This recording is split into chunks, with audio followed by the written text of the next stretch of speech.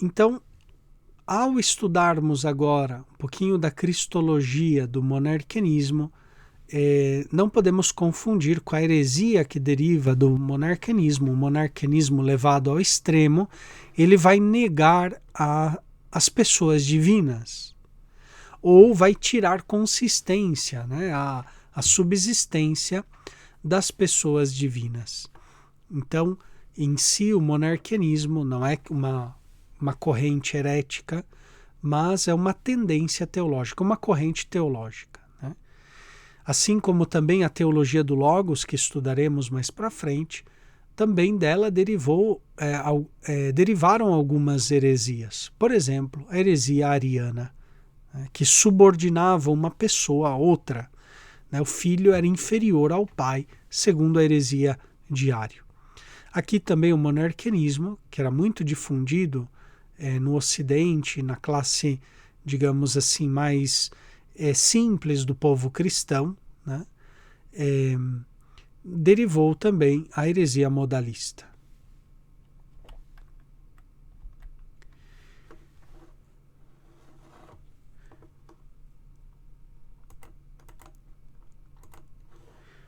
Então, o monarquianismo coloca o ênfase na unicidade de Deus, na monarquia de Deus. Portanto, há um só Deus e 3 nomes: o nome do Pai, o nome do Filho e o nome do Espírito Santo.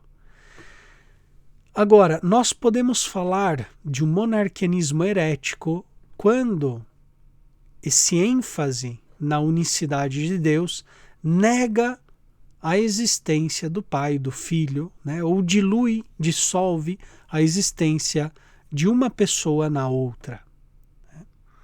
Portanto, já a heresia é chamada de modalismo, porque nega a preexistência do Filho, e o Filho e o Espírito são só modos do Pai, né? Só o Pai é Deus por excelência, é Filho e o Espírito são modos da única divindade.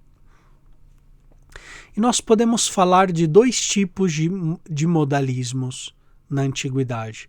O modalismo adocionista, o dinâmico, né? Então Cristo, sendo uma pessoa humana, né? Sendo homem, ele foi adotado pelo Pai no momento do seu batismo. Então ele recebeu o Espírito Divino no momento do seu batismo. Foi adotado como filho de Deus pelo batismo. Então esse é o modalismo adocionista ou dinâmico. Outro tipo de modalismo muito difundido na antiguidade era o modalismo patripaciano, que afirmava que o Pai foi quem morreu na cruz, só que na forma, no modo de filho. E nós tivemos aí grandes personalidades daquele período que difundiram essa heresia, né? Grandes hereges desses primeiros séculos. Um deles foi Noeto, que ele foi modalista patripaciano, né? Ou seja, o pai morreu na cruz. Ele era de Esmirna, ou de Éfeso, portanto da Ásia Menor, e segundo Epifânio de Salamina, né? Segundo Epifânio de Salamina. E Hipólito, no Contra Noeto, ele afirma que Noeto foi contrário à encarnação do Verbo. Então, um modalista patripaciano.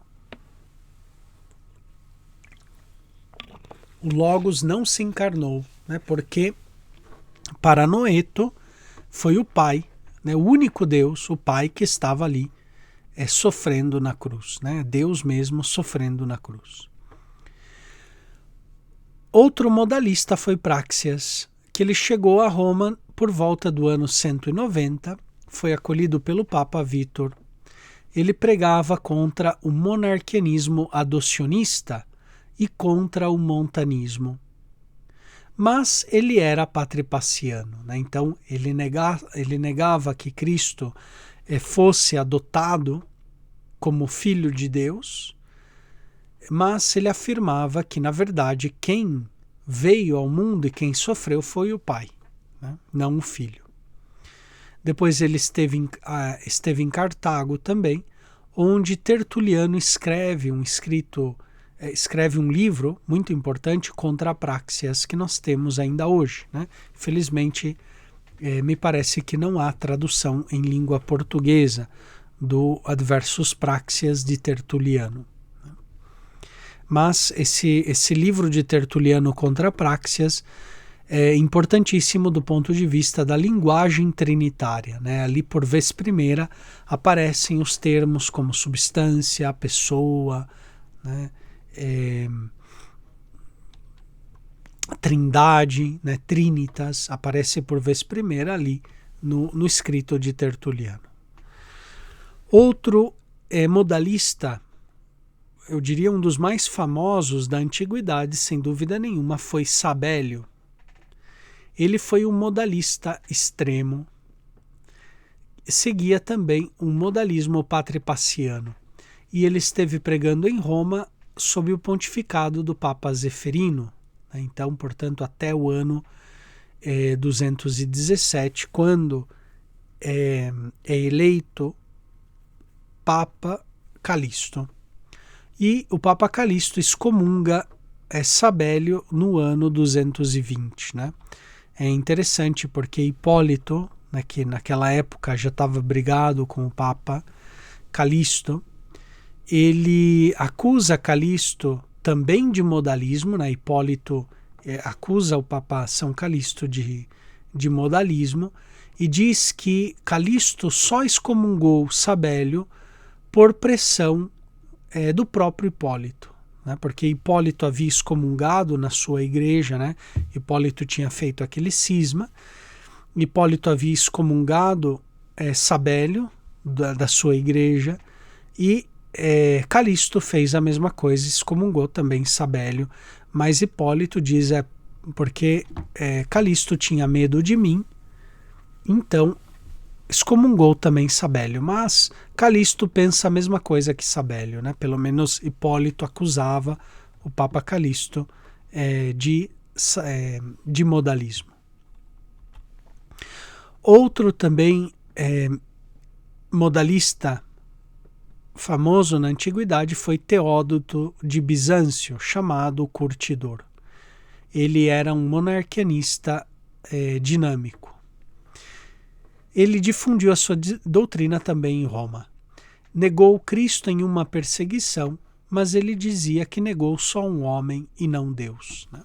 Então, porque Cristo era um homem e foi adotado como Deus, portanto não perdeu a sua humanidade, não deixou de ser meramente homem, né?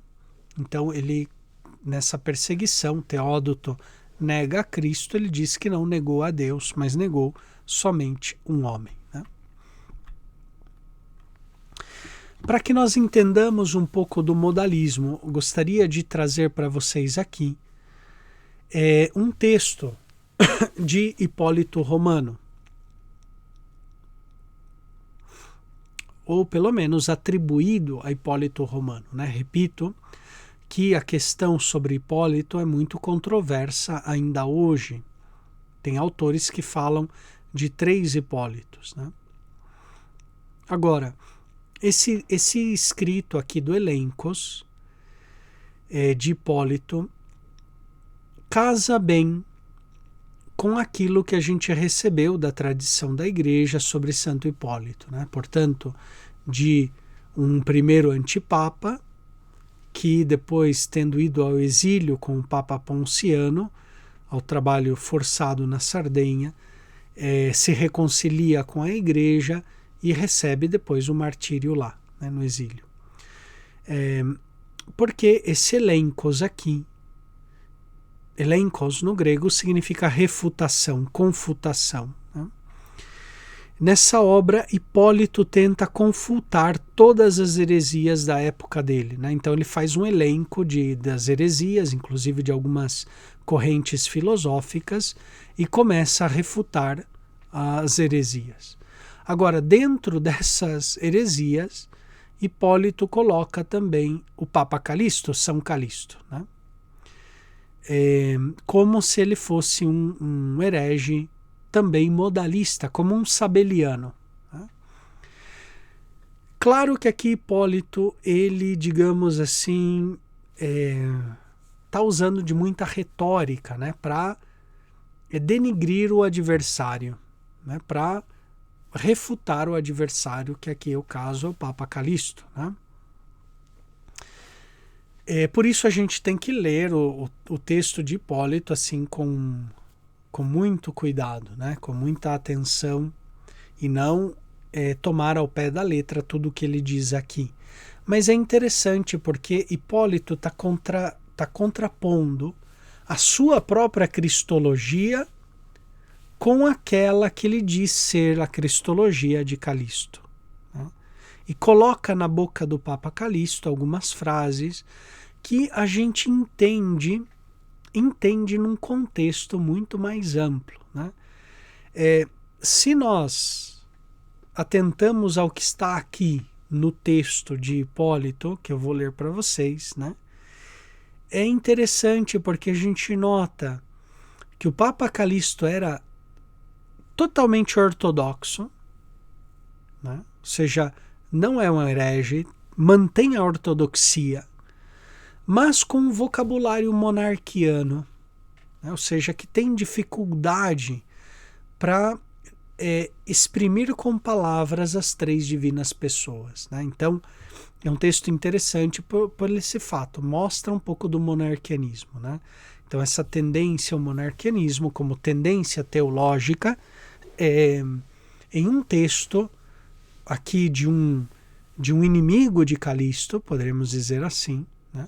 Que tenta acusar Calixto de heresia, Papa São Calixto de heresia, mas ainda assim, né, Hipólito, embora ele era uma pessoa muito culta, portanto ele é um representante da teologia do Logos, que veremos, que estudaremos, né? A teologia do Logos, a característica principal é que eles distinguem bem as três divinas pessoas. Então distingue a pessoa do Pai, do Filho e do Espírito Santo. São pessoas distintas, que têm a sua própria autonomia, etc. Né? Só que a teologia do Logos, na sua vertente herética, não consegue manter bem a unidade da divindade. Portanto, por exemplo, Ário vai subordinar o Filho ao Pai. Né? O Filho é inferior, é subordinado ao Pai, né? na heresia ariana. Já o monarquianismo não, ele mantém muito bem a unidade da divindade, um só Deus, nós cremos em um só Deus, mas tem dificuldade em explicar as três divinas pessoas. E a vertente mais herética do monarquianismo nega a consistência, nega a existência das três divinas pessoas. Né? Então são dois extremos. Por um lado está o modalismo, que é extremo do monarquianismo.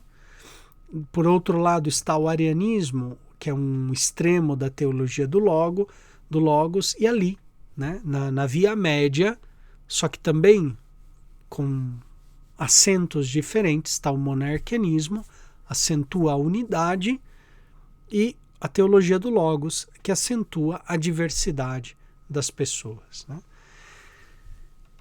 Esse texto aqui nos vai então abrir uma janela sobre o pensamento monarquiano. Diz assim, né? Então aqui Hipólito está colocando na boca de Calixto o seguinte, né? Ele, ou seja, Calixto, diz que o Logos mesmo é filho e ele mesmo é pai, chamado com outro nome, mas a realidade é um só. Ou seja, mas em realidade, desculpem, é um só o Espírito indivisível.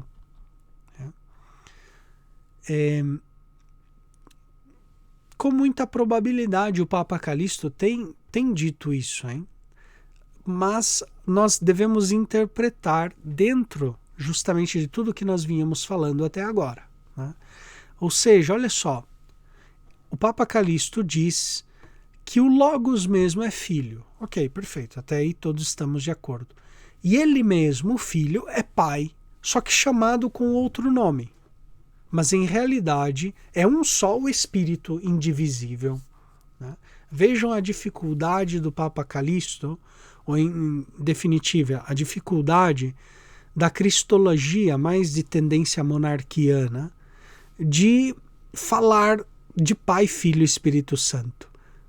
Eles têm muito claro que Deus é um só é o Espírito indivisível. Aqui também Espírito como sinônimo de divindade, né, de Deus. Um só é o Espírito indivisível.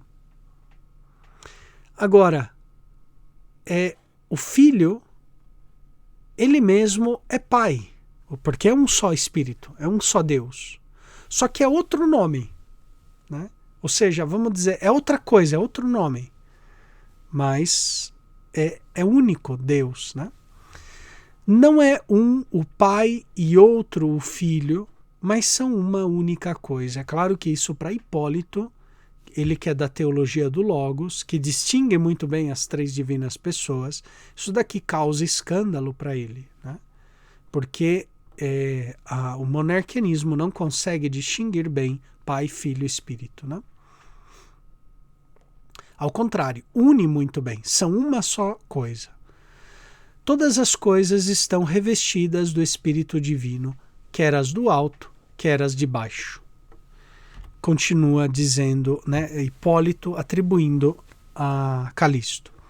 É o Espírito quem se encarnou no seio da Virgem, não algo diverso do Pai, mas a mesma coisa. E por isso ele, Jesus, disse: não crês que eu estou no Pai e o Pai está em mim? Com efeito, o que se vê, que é o homem, é o Filho. Mas enquanto o Espírito que estava no Filho é o Pai. Okay? Vejam a dificuldade de terminologia para falar da Trindade. Porque, diz Calixto, não pretendo afirmar dois deuses, Pai e Filho, mas um só. Então aqui Hipólito é adversário de Calixto. Ele está tentando empurrar o Papa Calixto para dentro de uma heresia, né, a heresia sabeliana, que negava realmente Pai, Filho e Espírito Santo, né? Então a gente tem que também ler com cuidado. Hipólito está tentando empurrar Calixto para dentro daquele grupo, né, do grupo modalista. Só que Hipólito, ele também é honesto, né? E ele vai dizer aqui, olha só, de fato, o Pai, quando esteve nele, depois de assumir a carne, a divinizou, e tendo-a unido a si, tornou-se uma só coisa, pois o Pai e o Filho devem ser chamados um só Deus. Se há um só prosopon, ou seja, uma só pessoa, aqui prosopon significa, até mesmo poderíamos traduzir como aspecto, né? Não podem ser dois, e portanto o Pai sofreu junto com o Filho. Isso daqui está falando Hipólito, e não é o Papa Calixto. Porque agora aqui, como Hipólito é honesto, ele vai dizer isso aqui. Calixto não quer afirmar que o Pai sofreu, nem que é uma pessoa, ou seja, uma só, digamos, algo separado da divindade, né? Mas evitou a blasfêmia contra o Pai, visto que ele é astuto e sutil, embora invente inúmeras blasfêmias, né? Então aqui Santo Hipólito, né, está atacando o Papa São Calixto, dizendo assim, olha, ele afirma que o Pai e o Filho é um só Espírito, pois quem me vê, vê o Pai, né, diz Jesus no Evangelho. Não crês que eu estou no Pai e o Pai está em mim? Que somos uma só coisa, eu e o Pai somos um, dizia Jesus, né? Então, só que o que Hipólito está tentando? Está tentando, quanto o mais possível, dizer que Papa Calixto é herege, que ele nega as pessoas. Portanto, que ele é patripaciano, só que, como o patripacianismo havia sido condenado, né, todos os cristãos condenavam, E muitos dos cristãos que liam os textos de Hipólito sabiam o que pensava o Papa Calixto, o que ele pregava, na verdade, né? Então, aqui, Hipólito volta atrás, né, e diz justamente, Calixto não quer afirmar que o pai sofreu, nem que é um prosopon, mas evitou a blasfêmia contra o pai, visto que ele é astuto e sutil, embora invente inúmeras blasfêmias, né? Então, nesse texto aqui, a gente vê um claro exemplo da doutrina monarquiana. Em síntese, o que ali os monarquianos afirmavam, né? Um só Deus. Portanto, pai e filho têm a mesma dignidade, a mesma divindade, ok? Não são dois deuses. Aí Hipólito, vocês vão lembrar aqui o texto, né, que acabamos de citar. Calixto não queria afirmar dois deuses. E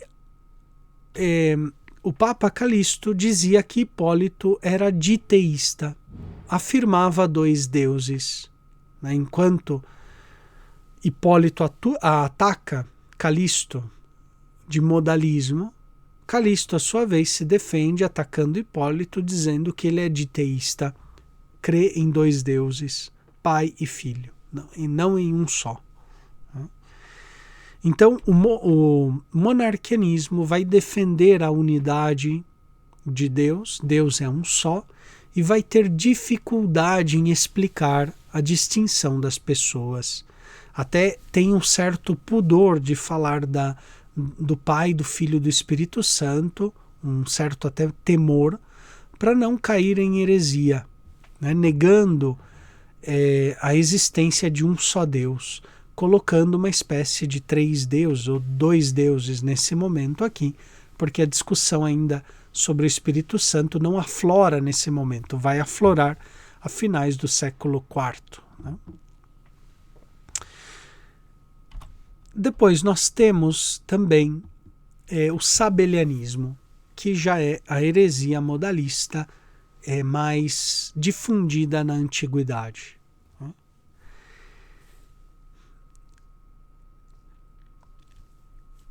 Agora, a doutrina de Sabélio queria, sobretudo, salvaguardar a unidade de Deus.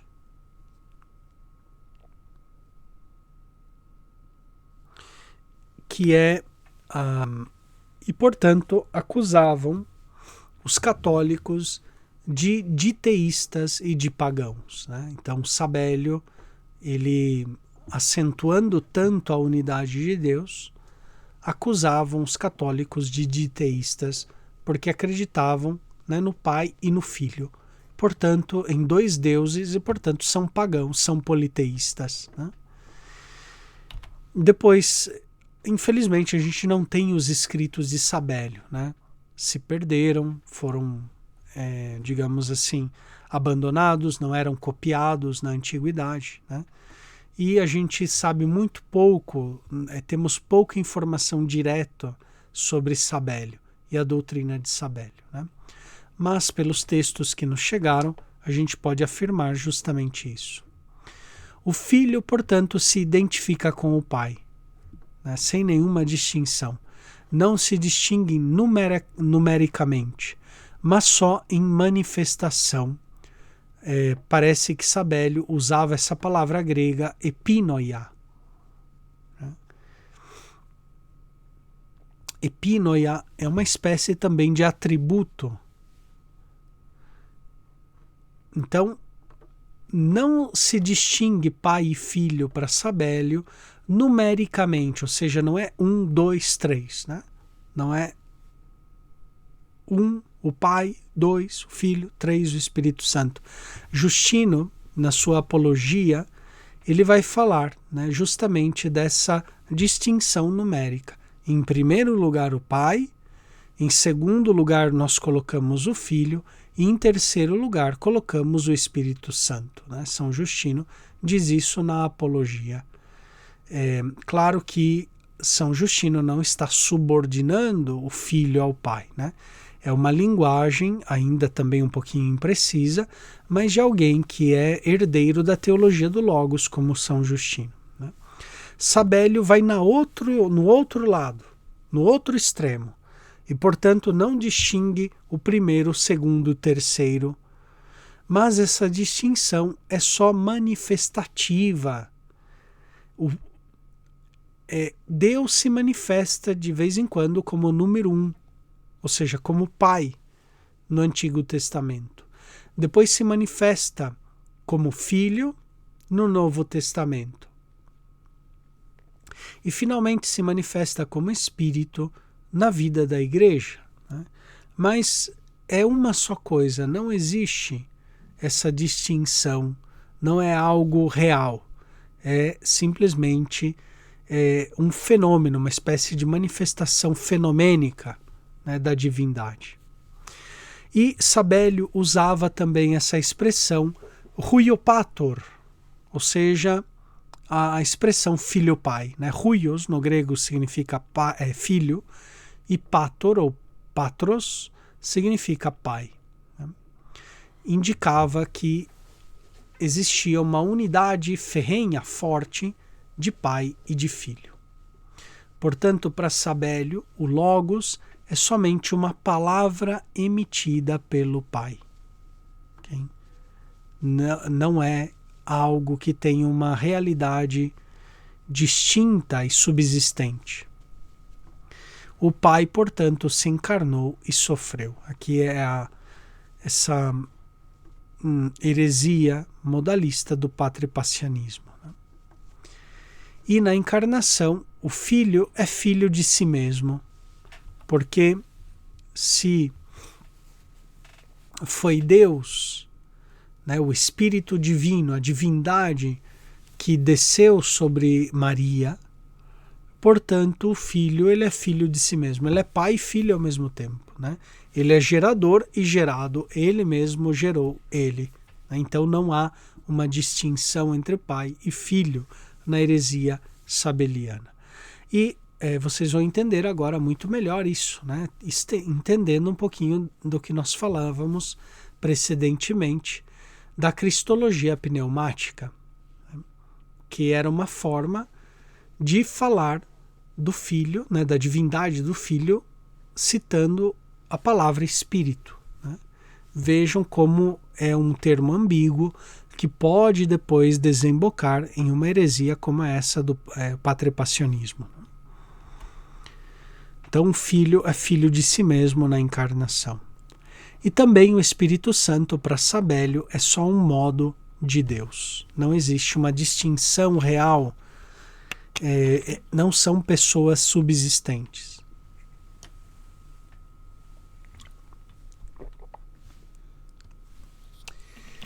Além disso, o sabelianismo usava uma terminologia muito variável. Dizia, por exemplo, uma ousia ou uma só hipóstasis e 3 nomes ou epinoias. Epinoias, como eu disse, podemos traduzir como atributos, como qualificativos, né? Como qualidades, ou seja, a qualidade do Pai, a qualidade do Filho, a qualidade do Espírito, né? O atributo Pai, atributo Filho, atributo Espírito. Hipóstasis e ousia, de fato, do ponto de vista linguístico, são sinônimos, né? Ousia, literalmente, significa essência. Hipóstasis, literalmente, significa substância. Só que depois, no uso trinitário, vão distinguir essas coisas, né? Esses termos. Se vai falar em Deus, existe uma só ousia, uma só natureza, e 3 hipóstases, né? 3 pessoas. Mas ainda aqui, ousia e hipóstase são usados como sinônimo. O Concílio de Nicéia também vai usar como sinônimo hipóstasis e ousia. Vai ser graças aos padres capadócios, sobretudo São Basílio Magno, que vão distinguir, né? Ousia é a unidade da divindade e hipóstase a diversidade das pessoas, né? Sabélio usava essa terminologia, então, uma ousia, ou uma hipóstase, que são sinônimos, e 3 nomes, ou 3 qualificativos, né? 3 epínoias. Agora, essa hipóstase, ela pode ter para Sabélio, né? Sabélio afirmava 3 prosopon. A palavra prosopon no grego literalmente significa, né, prós significa diante de, né, e hops significa rosto, vista, né, aquilo que está diante do rosto. Uma das traduções mais comuns é traduzir como aspecto, né? Prosopon é o aspecto, aquilo que está diante, está à nossa vista, o semblante de uma pessoa, o aspecto de uma pessoa que está diante dos nossos olhos, né? Mas também depois vai ter um significado de máscara, porque a máscara se coloca diante da vista, né? Mas literalmente prosopon é aquilo que está diante da nossa vista, ou seja, o aspecto daquela pessoa, o semblante, né? E Sabélio falava de 3 prosopons, uma só hipóstase e 3 pessoas, vamos dizer assim. Só que essas pessoas, esses prosopon, eles eram anipostáticos, ou seja, não eram subsistentes, não tinham hipóstases, não tinham consistência, não tinham subsistência. Portanto, eram puros nomes vazios de conteúdo, de subsistência, né? Nós cremos, né, em um só Deus, em 3 pessoas distintas, subsistentes. Okay? Não cremos em 3 deuses, mas em 3 pessoas, digamos assim, hipostáticas, ou seja, que têm subsistência, né? Sabélio, quando ele falava de 3 prosopons, ele entendia 3 prosopons sem subsistências, né? que não subsistem, que não têm consistência ontológica. Ou também Sabélio usava o vocabulário um só pragma. Pragma significa coisa, né? Daí vem a palavra pragmático, né? Ou seja, que sabe fazer as coisas, né? Realista, pragmático. Uma só pragma e 3 nomes. E, portanto, o filho não tem hipóstase, ele é anipostático, não tem hipóstase. Outra vez, repito, não tem essa subsistência. E filho e espírito são mera dilatação do Pai. O Pai se dilata, se prolonga.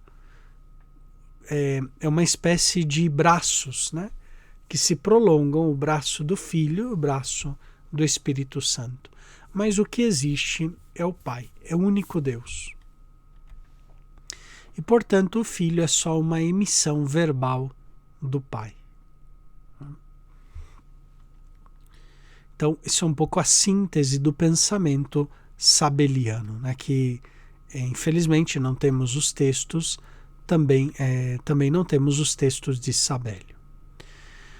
Ok, para concluir essa longa jornada de hoje, também concluo com essas considerações finais. Podemos afirmar um monarquianismo ortodoxo que acentua a unicidade de Deus, por exemplo, no Papa Calixto, né, que ele diz, né, o mesmo Hipólito confessa isso, não é que Calixto queira dizer que foi o pai que sofreu, né, mas acentua, sobretudo, a unicidade de Deus e não quer afirmar 2 deuses. Essa é a preocupação do monarquianismo, não afirmar 2 deuses, né? e, portanto, aceita a existência de 3 nomes, embora não tenha terminologia suficiente para afirmar a sua subsistência. Então, o Papa Calixto, por exemplo, naquele texto de Hipólito, a gente via a dificuldade de explicar a subsistência de Pai, Filho e Espírito Santo. Né? Não é que o Papa Calixto negasse o Pai e o Filho. Ao contrário, ele afirma, né? O texto mesmo, Hipólito mesmo reconhece que Calixto afirma o Pai, afirma o Filho, mas para Hipólito aquilo é insuficiente.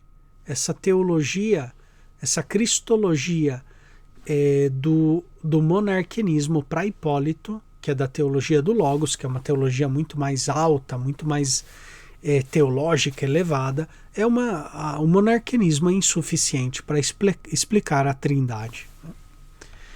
Agora, o modalismo enquanto herético nega expressamente a subsistência dos 3 nomes, e nisso difere do monarquianismo ortodoxo.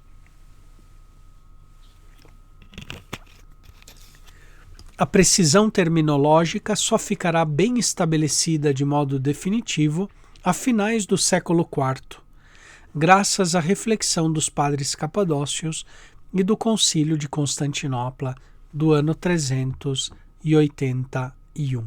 Né? Então, aqui, por exemplo, os padres capadócios, sobretudo Basílio, vai explicar muito bem a diferença que há entre usia e hipóstasis.